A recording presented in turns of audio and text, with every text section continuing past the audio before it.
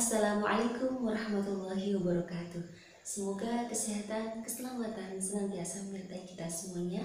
Pada video kali ini saya akan membahas lebih mendalam mengenai darah nifas.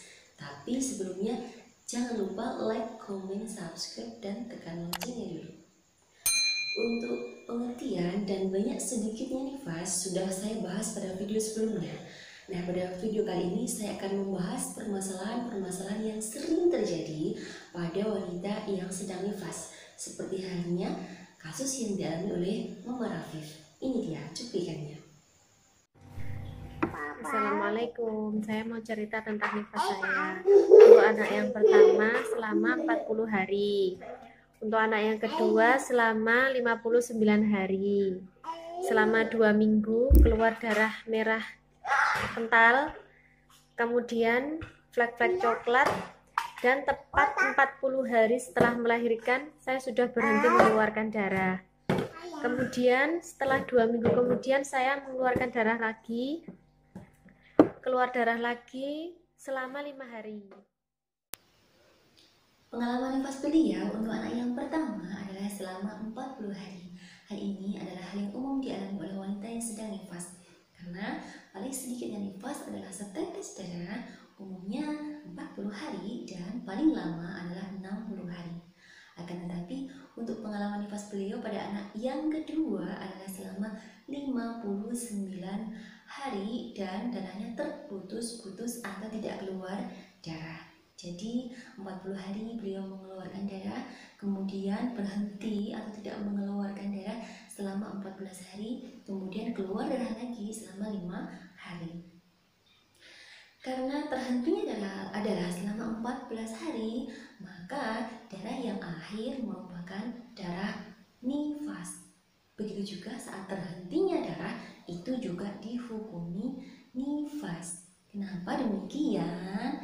Karena keluarnya darah lagi tadi itu kurang dari 60 hari dari melahirkan.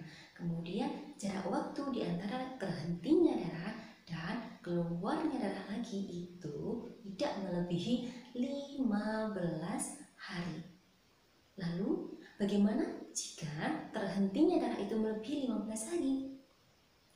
Apabila terhentinya darah itu melebihi 15 hari, maka darah yang akhir merupakan darah haid kalau memenuhi syarat haid, yakni tidak kurang dari 24 jam, tidak melebihi 15 hari, dan bertempat pada waktu boleh haid.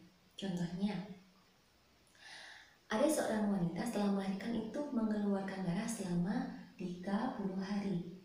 Kemudian pada hari ke-31 sampai ke-46 itu berhenti atau tidak mengeluarkan darah.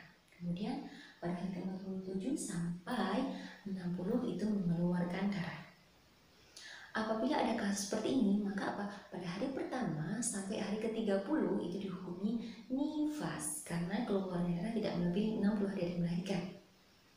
Kemudian pada hari ke-31 sampai 46, jadi ada 16 hari tidak mengeluarkan darah, ini dihukumi suci. Kenapa demikian? Karena terhentinya darah itu melebihi 15 hari. Kemudian pada hari ke-47 sampai 60 ada 14 hari itu mengeluarkan darah lagi itu dihukumi haid kalau memenuhi syarat haid yang sudah saya terangkan di awal tadi.